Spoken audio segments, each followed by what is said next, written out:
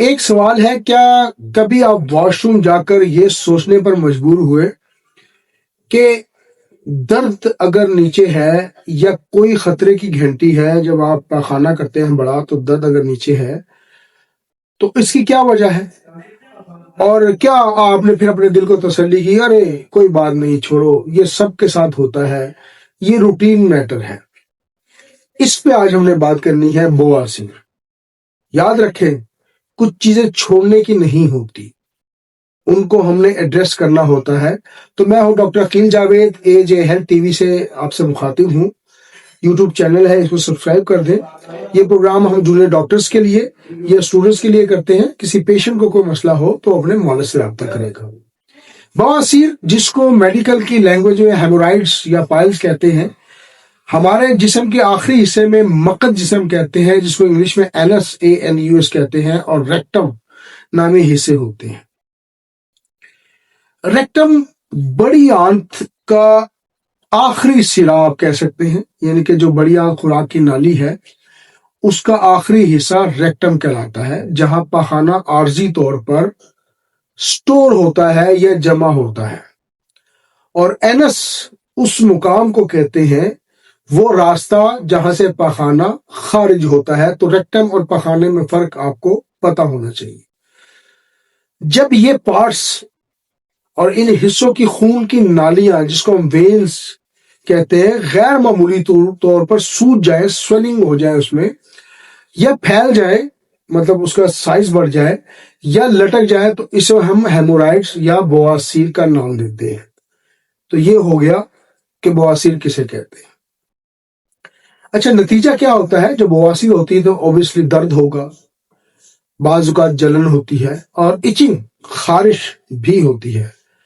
اور جب یہ سٹیج اگلی ہوتی ہے تو اس میں خون بھی آتا ہے، یعنی کہ بلڈ بھی وہاں سے نکلتا ہے۔ اب اس کی جڑ پہ بات کرتے ہیں کہ یہ ہوتا کیا ہے، تو تھوڑا سا سسپینس بڑھاتے ہیں کہ بواسیر جو ہے یہ بالکل بھی اچانک نہیں ہوتا، اور یہ آپ کی اپنی بدعمالیوں کا نتیجہ ہے۔ اس لفظ کو میرا یاد رکھیے گا کہ یہ کوئی قدرتی آفت نہیں ہوتی، آپ کی بدعمالیوں کا نتیجہ ہوتا ہے۔ سب سے بڑی وجہ کانسٹیپیشن ہے، قبض ہے، ہم اس کو بڑا ہلکا لیتے ہیں، زور لگا لگا کر پخانہ کرنا پڑتا ہے، نالی اور جو وینز ہے اس پر مسلسل دباؤ پڑتا ہے۔ یہی جو پہلی وجہ ہے وہ بواسیر کی بنتی ہے۔ تو پہلی وجہ کانسٹیپیشن ہوگی۔ اس کے بعد فائبرز کی کمی، ہم ایسی خوراکیں کھاتے ہیں جس میں سبزیاں، پھل، دلیا کم ہوتا ہے، اور زیادہ تر ہم جنک فوڈ، برگر اور اس قسم کے معاملات ہیں وہ کھاتے ہیں، اس سے بھی ہوتا ہے۔ بہت زیادہ سیٹنگ، لمبے لمبے بیٹھنے، بہت زیادہ نشستیں، 2-3 گھنٹے بیٹھنے سے بھی یہ پرابلم ہو سکتی ہے۔ اور خواتین میں یہ معاملہ پیگننسی کی وجہ سے بعض اوقات ہوتا ہے۔ بچے کا جو وزن ہے وہ پیٹ کے اندر دباؤ ڈالتا ہے، بعض اوقات بچوں کا وزن زیادہ ہوتا ہے، اس سے پھر یہ پرابلم بڑھتی ہے۔ اور ایک اور وجہ اس میں کہہ سکتا ہوں کہ موٹاپا، اور جو سینٹرک لائف ہے، بالکل حرکت نہیں کرتے، کوئی ورزش نہیں ہوتی، تو یہ بھی ایک پرابلم ہو سکتی ہے۔ اور بعض ہارمون جس طرح کورٹیسول ہے، جو سٹریس کا ہارمون ہے، جب غصہ آتا ہے یا سٹریس آتی ہے تو یہ جسم کو بیلنس کرنے کے لیے بیسیکلی نکلتا ہے، اور ایڈرنل گلینڈ جو گردوں کے اوپر ہوتے ہیں وہاں پہ اس کا مرکز ہے، وہاں سے ٹریگر ہوتے ہیں۔ تو یہ بھی وجہ بنتی ہے کہ جب اس کی ایکٹیویٹی ہائپر ہوتی ہے تو یہ ریزلٹ کے طور پر آنتوں کی جو موومنٹ ہے، یہ باؤل کی موومنٹ ہے، اس کو سلو کر دیتا ہے۔ اس لیے ٹینشن کم سے کم لینی ہے، اور ٹینشن یا سٹریس یا غصہ بھی اس کی ایک وجہ ہو سکتی ہے۔ اور ظاہر ہے یہ جب آنتوں کی حرکت یعنی کہ باؤل موومنٹ کو سلو کرتا ہے تو قبض ہوتی ہے، اور پھر بواسیر کا خطرہ بڑھ جاتا ہے۔ تو یہ وہ وجوہات تھی جو میں نے اوپر بیان کی ہے کہ کن کن وجوہات سے بواسیر ہو سکتے ہیں۔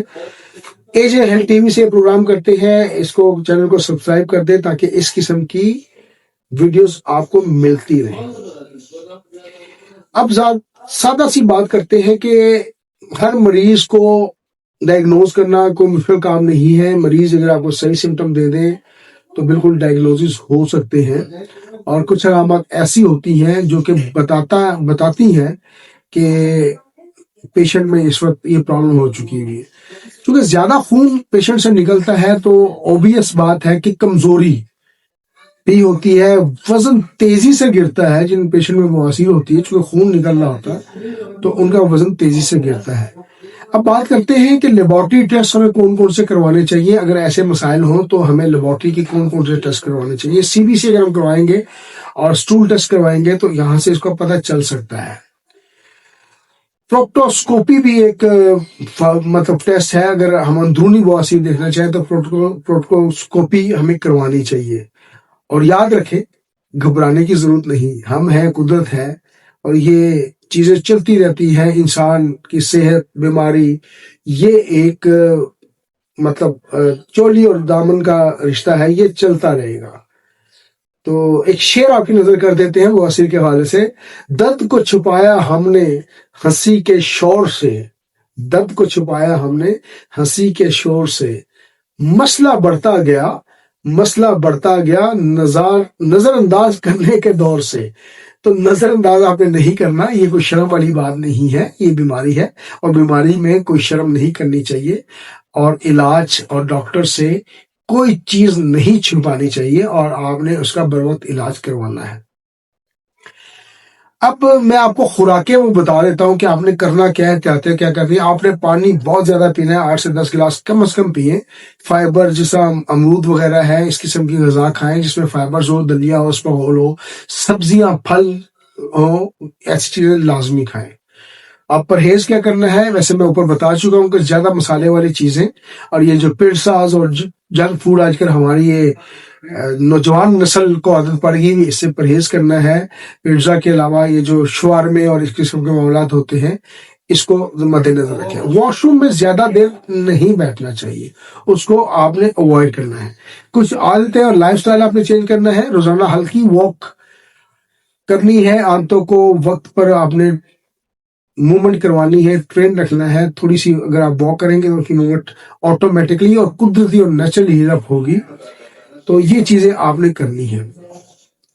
آپ کو پتا ہے کہ ہومیوپیتھی میں اس کا بہت شافی علاج موجود ہے, اور قبض کا علاج, بواسیر کا علاج ہومیوپیتھی میں بہترین طریقے سے ہو سکتا ہے. پر علاج آپ نے سیلف میڈیکیشن میں نہیں جانا. میں کچھ میڈیسن آپ کو بتاؤں گا, اس کے ساتھ کچھ علامات بتاؤں گا. اگر وہ علامات ہو تو وہ میڈیسن ضرور بنتی ہے, لیکن کوئی پیشنٹ سیلف میڈیکیشن میں نہیں جائے گا, خدا نہ خواستہ پرابلم نہ ہو جائے, کیونکہ میڈیسن پھر میڈیسن ہے, نقصان دے سکتی ہے. ایسیکولس ہماری ایک ایسی میڈیسن ہے. اس کے علامات پہ بات کرتے ہیں کہ درد اگر ہو, بھاری پن محسوس ہو, بیٹھنے میں تکلیف محسوس ہو, تو ایسیکولس کو ہم ذہن میں رکھ سکتے ہیں. ہمیمیلس ایک بہترین بواسیر کی میڈیسن ہے, اس میں جلن اور سوجن لازمی شامل ہوتا ہے. نٹسوامیکا بھی ایک بہترین میڈیسن ہے, اس میں قبض ضرور ہوتا ہے, معدے کے مسائل ضرور ہوتے ہیں, غلط خوراکیں, کبابی اور شرابی ہوتا ہے, آفس میں کام کرنے والا, سٹریس لینے والا, بینکر اور اس قسم کے افراد کے لیے یہ بڑی شافی میڈیسن ہے.